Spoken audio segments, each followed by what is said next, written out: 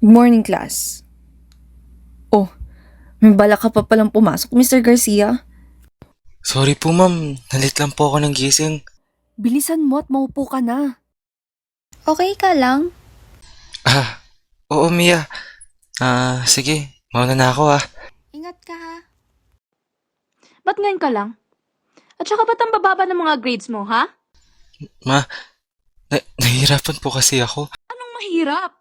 Eh, yung anak nga ng kapitbahay natin, honors. Tapos ikaw, hindi. Diyos ko naman, Leo. Huwag mo nga ipahiya yung pamilya natin. Ma, hindi ko kasi kaya.